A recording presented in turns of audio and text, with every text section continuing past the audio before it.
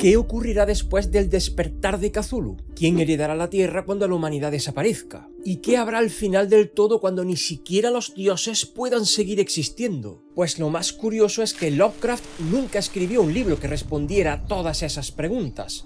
Pero si reunimos sus historias, las de Clark Ashton Smith, Robert E. Howard, August Derleth, Brian Lumley y el resto de autores que ampliaron los mitos de Cthulhu, aparece una cronología sorprendentemente coherente que sí nos permitiría vislumbrar el término de la existencia, una línea temporal que nos lleva desde el futuro más cercano hasta el último instante del universo. Y cuanto más avancemos en ella, más claro quedará que la humanidad jamás tuvo una posibilidad. Así que preparad vuestros apuntes porque hoy vamos a recorrer el futuro entero de los mitos de Cthulhu. Mi nombre es Francisco Javier Olmedo, soy escritor de narrativa de horror cósmico y hoy vamos a hablar de el destino final de los mitos de Cthulhu, la cronología definitiva hasta el fin de los tiempos. Empezamos en algún punto impreciso de finales de la década de 1970. Allí Henry Laurent de Marigny, el fiel cronista y compañero de Titus Crow, es reconocido con vida después de años de estar dado por muerto.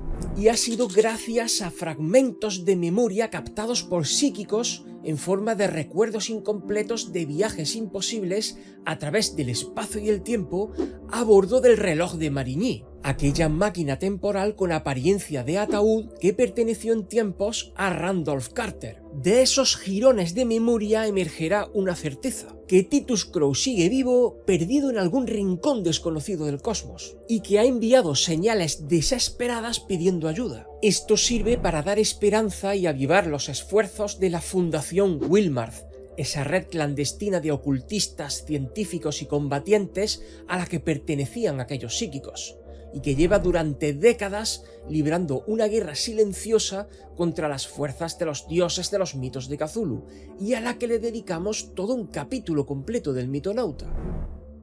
Y mis queridos hermanos, nos aproximamos al final del siglo XX, en concreto el 25 de marzo de 1980, cuando la Fundación Wilmarth, de la que antes hemos hablado, lanza el proyecto Chila. Chila, la menor de los 4 hijos que Cthulhu engendró junto a Idia, es capaz de alumbrar un nuevo cuerpo para su padre, en el caso de que éste sea destruido por completo de un modo que jamás llegaremos a entender, puesto que considerando nuestra tecnología y conocimientos arcanos, Cthulhu para nosotros sería un ser indestructible, sirviendo por tanto de vida extra para su padre por ser capaz de proporcionarle un nuevo cuerpo. Podéis imaginar la importancia que Chila puede tener en los planes de expansión de Cthulhu. Y aunque al igual que su padre, Chila es natural de la estrella de Soth, fue trasladada al abismo de Ye, donde se hallaba perpetuamente vigilada por una legión de otras razas menores como los Yugs o los Profundos. Es por el descubrimiento de la ubicación de Chila por parte de la Fundación Wilmarth y de la relevancia que ésta posee en los planes de conquista de Cthulhu, que dado que el abismo de Ye se halla debajo del mar en una sima tan profunda o más que la fosa de las Marianas, con la esperanza de destruir para siempre a Chila, la Fundación dejó caer una bomba nuclear que explosionó en el fondo mismo del abismo. A causa de esta osadía, durante 3 días y 3 noches, un ataque psíquico lleno de odio emanó desde R'lyeh, enloqueciendo a millares de personas por todo el mundo. La propia Universidad de Miskatonic fue golpeada por diversos desastres naturales durante esta época, en forma de terremotos, tornados, tormentas eléctricas e inundaciones. De hecho, todo el valle de Miskatonic fue considerado zona catastrófica y la universidad tuvo que ser demolida, aunque sería reconstruida más adelante. Sin embargo, para nuestra desgracia, Chila sobrevivió, para ser capturada de nuevo más adelante y hacer experimentos con ella. Pero eso ya es historia para contar en otro futuro capítulo. Poco después del proyecto Chila nos encontraríamos con un suceso que unos cuantos cultos llevan esperando desde el principio de los tiempos, lo que los textos prohibidos han anunciado una y otra vez con una insistencia que parecía demencial. Las estrellas finalmente se han alineado correctamente. Eso sí, me toca hacer una poderosa advertencia, porque nos va a tocar sacar a la palestra a Cthulhu y los dioses primigenios rompen las cadenas que los dioses exteriores les habían impuesto desde la noche de los tiempos. Así, libres al fin de sus prisiones, R'lyeh, los abismos estelares y las dimensiones que colindan con la realidad pero que nunca llegan a tocarse, los primigenios vuelven su atención hacia la humanidad. Sí, hacia la humanidad. Ya sabéis que August Derleth y Brian Lumley le dieron a la humanidad un protagonismo inmerecido que mandó al traste el cosmicismo original de Lovecraft. ¿Nani?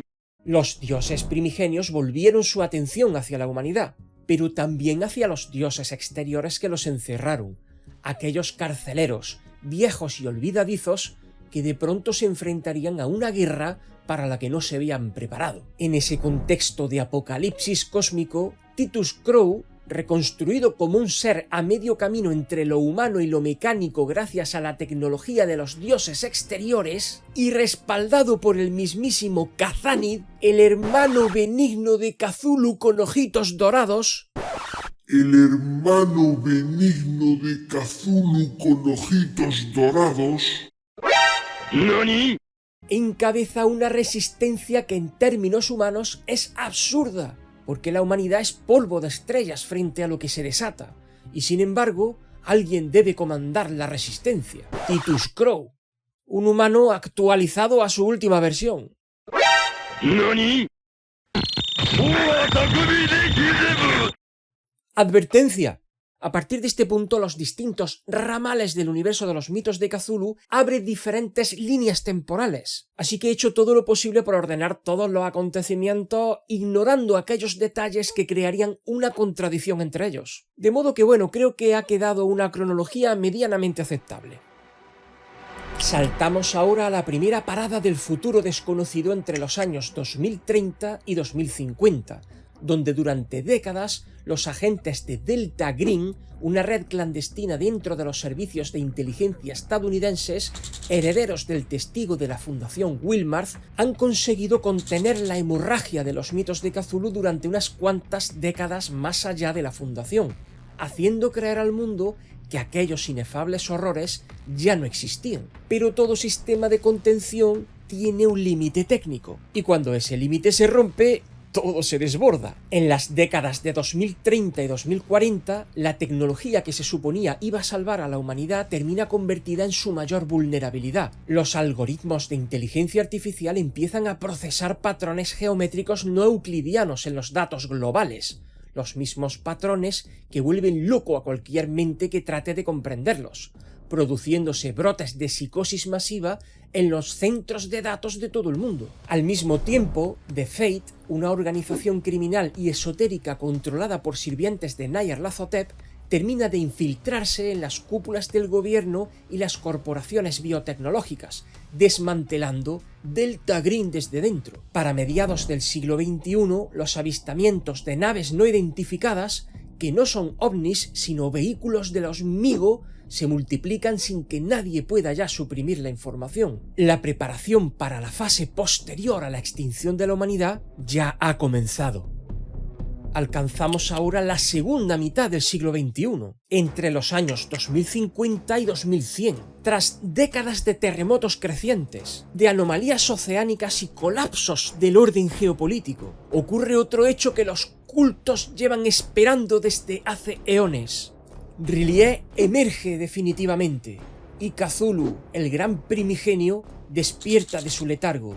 La mera presencia mental de Cthulhu es suficiente para sumir a la mitad de la población humana en una locura homicida instantánea, porque el ex durmiente de R'lyeh no necesita siquiera moverse. Su sola existencia consciente y próxima deshace la mente humana como papel mojado.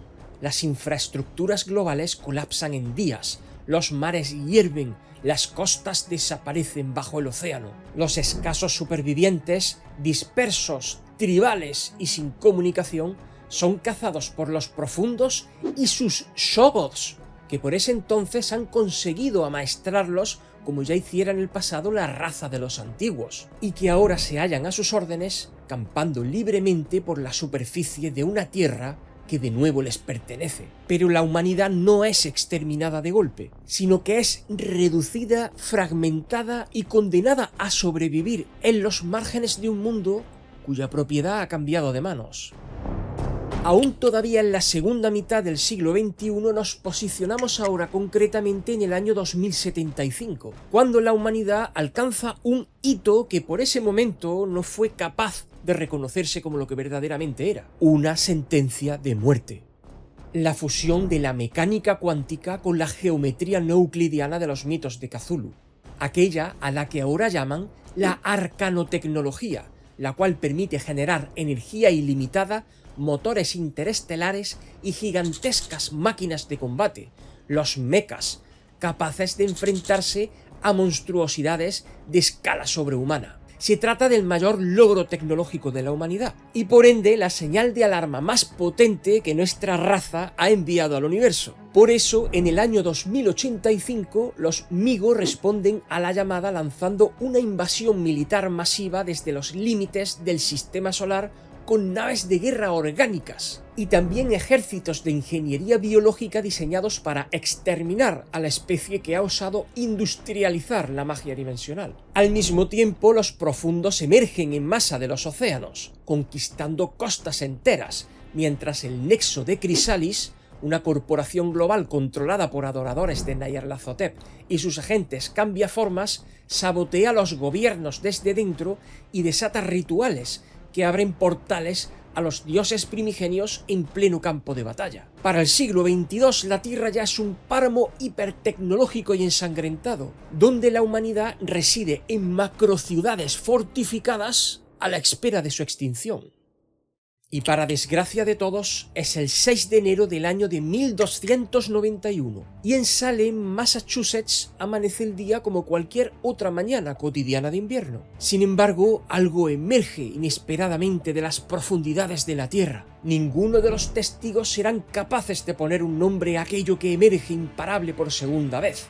Desde la primera, hace eones, de las entrañas de nuestro propio planeta. Solo después, cuando los académicos supervivientes rebusquen en los archivos digitales de toda la historia de la humanidad y lleguen al conocimiento oculto escrito por manos de locos en eras pretéritas, encontrarán un título: Galak, hijo de Azathoth, el dios de la carne, una masa informe y ciclópea de músculo, arteria, hueso y cartílago que crece de manera incomprensible e incontrolable, extendiéndose en todas direcciones como una marea carmesí que arrasa todo a su paso. A las 3 horas aparece un segundo foco en Nueva Delhi, a las 6 un tercero bajo el Pacífico, seguido de tsunamis de cientos de pies que sumergen Japón y Oceanía, California, Siberia, Perú, Afganistán, la dorsal mesoatlántica. 26 horas después del primer surgimiento, el planeta queda sepultado bajo cientos de miles de millones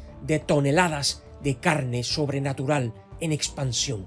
La Federación de Colonias Extraterrestres Unidas observa impotente desde los diferentes asentamientos humanos en el sistema solar la desesperanzadora transformación del planeta Tierra, otrora azul y ahora escarlata.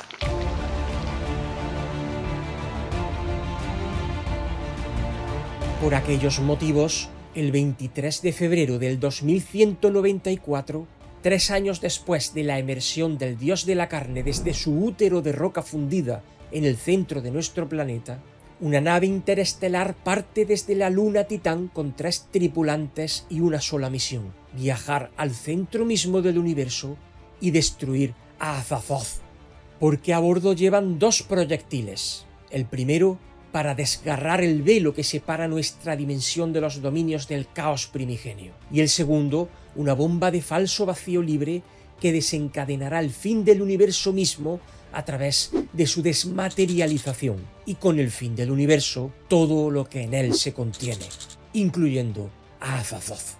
La tripulación entera entrará en criosueño durante todo ese tiempo, por lo que es muy posible que cuando despierten el Sol ya haya engullido a la Tierra. Pero guardad en vuestra memoria este punto exacto del año 2194, que vamos a necesitar volver a él más adelante. Aterrizamos ahora en el año 2271, donde una fracción de la humanidad ha sobrevivido lo suficiente como para poder colonizar las estrellas. Por ese momento ya hemos conquistado el sistema solar y hemos construido megacorporaciones que extraen valiosísimos minerales de planetas que no se registran ni en los textos más antiguos. Así vuelve a creer la humanidad, al menos durante un tiempo escaso, que el universo de nuevo les pertenece. ¡Necios! En Plutón, que en los mitos de Cthulhu se conoce como Yugoth, la humanidad descubre que los Migo llevan allí instalados desde antes de que existiera la vida en la Tierra. Y en las lunas de Júpiter y Saturno, que en los mitos se le llama Cícranos, se encuentran con vestigios de los antiguos, porque el universo que pensaban conquistar lleva esperándolos pacientemente desde antes de que fueran concebibles. Y es que creyendo que los mitos de Cthulhu no eran más que una amenaza meramente local, como mucho dentro del sistema solar, para su desgracia descubrieron que la amenaza resultaba el cosmos entero. Y ahora llegamos al año 2518, cuando muere en Australia el físico Neville Kingston Brown, un hombre que en vida fue, sin elegirlo, uno de los miles de individuos a través de la historia cuya mente fue temporalmente desplazada por un miembro de la gran raza de Yith. Durante años, mientras su conciencia ocupaba un cuerpo cónico en la ciudad de Nacottus, hace 200 millones de años, un ser yithiano vivía en su lugar, investigaba, tomaba notas, se relacionaba con sus allegados y dejaba en él, al regresar, esa perturbadora sensación de haber vivido otra vida sin recordarla del todo, análogo a lo que le sucedió a Nathaniel Wingate Paisley, el protagonista del magnífico relato de nuestro gran maestro Howard Philip Lovecraft que dio vida a la gran raza de Yith, en la Noche de los Tiempos. De ese modo, con la muerte de Kingston Brown, se cierra el último caso documentado de intercambio mental entre la humanidad y los Yith en el registro histórico conocido. Y no es, insisto, el último suceso que ocurrirá, simplemente es el último que los cronistas han sido capaces de documentar. Y en torno al año 5000 de nuestra era surge en el Asia del Este un terrible y vasto imperio conocido como San Chan. Y aunque en la actualidad, evidentemente por ser una cuestión del futuro, nuestros libros todavía no registran ese imperio, de nuevo la gran raza de Yith, los viajeros temporales de los mitos de Cthulhu por antonomasia, sí lo conocen. Y es que el erudito Yang Li vive en ese imperio, y sus escritos, sus panoramas generales, como los llaman quienes los conocen, son de una lucidez inquietante, porque también Yang Li fue uno de los que intercambiaron su mente con un yithiano. Y en el apartado anterior, en el año 2518, dijimos que el Dr. Kingston Brown fue el último yithiano intercambiado o documentado. Y sin embargo, ahora estamos hablando en el año 5000 de otro adicional. Pues bien, el detalle sutil consiste en que el Dr. Kingston Brown fue el último en los registros de la humanidad, pero no en los registros de la gran raza de Yith, los cuales se extienden hasta el final de los tiempos. De ese modo, nuestro protagonista pasó un tiempo en el pasado remoto y volvió con el tipo de conocimiento que destruiría a cualquier hombre ordinario. La primera mención del Imperio San Chan en los textos aparece de labios de un ser cósmico que habita temporalmente el cuerpo de un desdichado paciente llamado Joe Slater, en un sanatorio del estado de Nueva York. Este ser, que es de naturaleza luminosa y etérea, habla de sus viajes por el tiempo como si el pasado y el futuro fueran la misma cosa. Y en esa enumeración casi de pasada menciona al cruel imperio de San Chan que está por venir. Una sola frase que fue suficiente para helar la sangre a los que conocían las implicaciones de ese imperio. Volamos ahora decenas de miles de años para llegar hasta el 100º milenio, y es que algo que la gran raza de Yith supo desde el mismo principio de su existencia es que sus enemigos por antonomasia, los pólipos volantes a los que sometieron en diversas ocasiones, regresarían algún día para recuperar lo que les fue arrebatado. Y eso ocurrió en algún tiempo en concreto del milenio 100. Los yithianos lo sabían desde que llegaron a la Tierra, hace centenares de millones de años, en los cuerpos de aquellas criaturas cónicas y rugosas que construyeron la ciudad de Nacottus, en lo que hoy es el desierto de Australia. Lo sabían, insisto, porque sus mentes han viajado al futuro para verlo. Los pólipos volantes, esas entidades parcialmente materiales, invisibles a voluntad, que los Yith encerraron bajo tierra en los primeros tiempos de su civilización, van a liberarse y van a destruirlos, y no tendrán manera de impedirlo. Pero los Yith no mueren de la manera en la que muere el resto de criaturas. Son una mente colectiva y al mismo tiempo individual e imperecedera. Mucho antes de que llegue la hora del desastre, la gran raza transferirá en masa sus conciencias al futuro lejano, a los cuerpos de los seres coleópteros, los pueblos escarabajo, que por entonces serán la especie dominante de la Tierra. En un acto de supervivencia de escala planetaria, los Yithianos aniquilarán a toda una civilización simplemente para preservar la existencia de su mente colectiva. Y los pólipos volantes, para cuando emerjan definitivamente, ya no encontrarán nada sino sus cuerpos cónicos habitados por las conciencias intercambiadas de los escarabajos, atrapados en cuerpos alienígenas y en un mundo que ya no les pertenece. Y a pesar de todo, en ese tiempo futuro los pólipos volantes también se extinguirán, porque son demasiado antiguos, demasiado incompatibles con el estado natural de la Tierra alcanzado por aquellos días. Y ahora nos toca dar un salto todavía más vertiginoso para lanzarnos a distancias desde nuestra era entre 15 y 25 millones de años. Cuando los continentes actuales hayan desaparecido por la deriva tectónica o por causas más siniestras, quedará una única masa de tierra conocida como Zofique, un supercontinente que abarcará regiones de lo que hoy conocemos como Asia Menor, Arabia, Persia, la India, África y el sudeste asiático. El último reducto de la humanidad rodeado por un océano de tormentas implacables. El sol para entonces muestra signos inequívocos de vejez extrema. Los cielos diurnos tienen un tono zafiro ceniciento. Las noches exhiben constelaciones que ningún astrónomo de nuestro tiempo reconocería. La tecnología ha retrocedido a algo similar a la Edad de Hierro. Y la ciencia ha sido reemplazada por la magia negra, una disciplina que ahora se vuelve una herramienta habitual y al mismo tiempo peligrosa. Monarcas y tiranos, sacerdotes fanáticos y una esclavitud extendida por todo el continente recomponen una civilización que en el fondo ya es solo un largo, hermoso y terrible proceso de extinción. En Zofique, los dioses olvidados han vuelto a reclamar lo que fue suyo, junto a deidades propias de ese tiempo: Bergama, dios del destino; Yululum, guardián de las tumbas; o Mordigian, señor de los muertos. Los habitantes del último continente conocen y temen a los mismos seres que ya aparecen en los textos más antiguos de los mitos de Cthulhu. La humanidad ha llegado al final de su historia y lo sabe.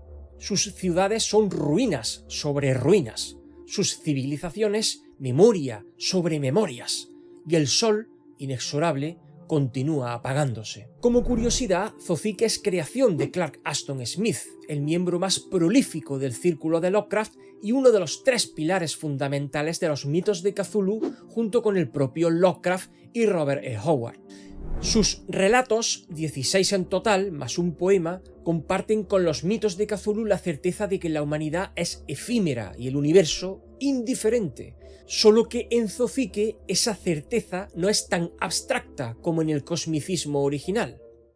Volamos ahora hasta una cifra remotísima e indeterminada de la Tierra. Después de que la gran raza de Yith haya completado su éxodo y los pólipos volantes se hayan extinguido. Después de la desaparición de los últimos restos de la humanidad en Zofique y de sus dioses olvidados. Después incluso de aquella raza de escarabajos que los Yithianos usaron para transferir sus mentes. Después de todo aquello, nuestro planeta sigue girando y albergando vida. La de los arácnidos, denominados en los textos proféticos como los moradores arácnidos de la última edad, que son la especie inteligente dominante en ese período final de nuestro planeta. Para cuando ellos habitan la Tierra, este mundo es ya un lugar frío e inhóspito, un eco moribundo de lo que fue. Y esto es muy interesante porque por aquella época todavía se desconocía la evolución termodinámica de las estrellas. No se sabía que en realidad la muerte de nuestro Sol no vendría por apagarse, sino que crecería hasta engullir a la misma Tierra expulsando las capas de gas más externas antes de volver a contraerse y convertirse en una enana roja. Es decir,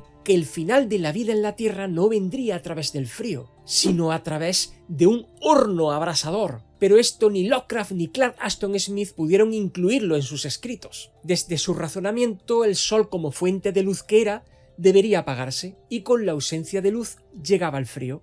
La superficie, hostil más allá de toda descripción, ha forzado a los arácnidos a emigrar hacia las profundidades de la Tierra.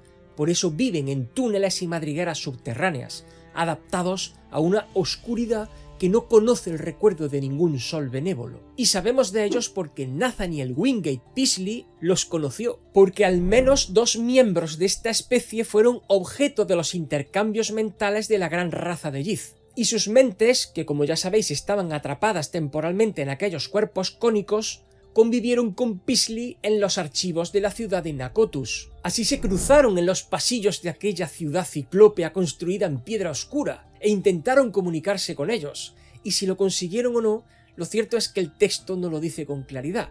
Solo se sabe que estuvieron allí. De todo lo que sabemos de los arácnidos, que prácticamente es nada, emerge una idea que no podemos borrar de nuestra mente, que la Tierra sigue produciendo vida casi hasta el final, pero que esa vida ya no puede mirar al cielo, que no le queda otra opción que cavar hacia abajo. Y ahora sí, mis queridos hermanos, ahora es donde los textos más prohibidos empiezan a vacilar, donde las fuentes se vuelven vagas y poéticas, casi impotentes ante la magnitud de lo que intentan describir, y eso paradójicamente es lo más aterrador de todo, porque hemos alcanzado el final de los tiempos. En el centro de la cosmogonía Lovecraftiana existe una verdad que los mitos de Cthulhu solo se permite susurrar, que Azathoth sueña. Azathoth, el sultán demoníaco, el dios idiota ciego que borbotea y gime en el centro del caos último, rodeado por la tenue danza de los dioses exteriores y el monótono lamento de las flautas y los tambores infernales. Azathoth sueña, y desde ese sueño todo lo demás surge. Esta idea, la de que la realidad entera no es más que el contenido de un sueño de ese dios amorfo y estúpido, recorre la obra de Lovecraft como una corriente subterránea, porque aunque no hay ningún párrafo que diga explícitamente cuando Azathoth despierte, el universo dejará de existir, filosóficamente sí está ahí, agazapado entre las líneas, en el tono de cada relato, y en el vértigo que siente el lector al asomarse al precipicio de lo verdaderamente grande. ¿Qué ocurrirá cuando Azathoth despierte? Los textos no lo dicen. ¿Y cuándo ocurrirá? Tampoco se conoce. Ni siquiera la gran raza de Yith ha podido llegar tan lejos, porque para ello tendría que intercambiar sus mentes con la de deidades exteriores. ¿Y es inevitable el despertar de Azathoth? Pues si todo lo demás lo ha sido, cuanto más inevitable será esto.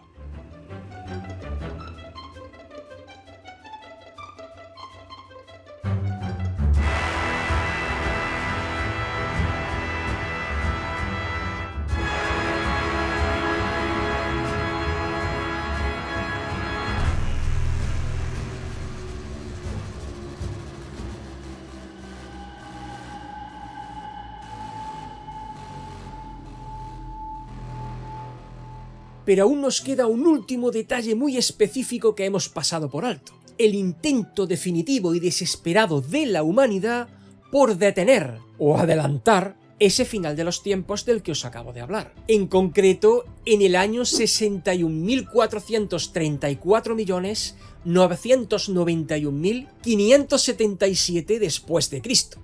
Porque ¿recordáis lo que os dije en el año 2194? Que en respuesta a la segunda emersión del dios de la carne que asoló nuestro planeta, la humanidad envió una nave interestelar al centro del universo para tratar de extinguir lo inextinguible, destruir al mismísimo caos nuclear, Azathoth? Pues aquí tenéis la historia narrada en forma de radionovela de todo lo que ocurrió durante aquella terrorífica experiencia en el espacio profundo, en la que un grupo de imprudentes se propuso rasgar el velo que nos separa del vacío final. Así que yo os espero pacientemente, mis queridos hermanos, observando desde el otro lado del velo, en las entrañas mismas de la esfera, dentro de la corte de Azathoth.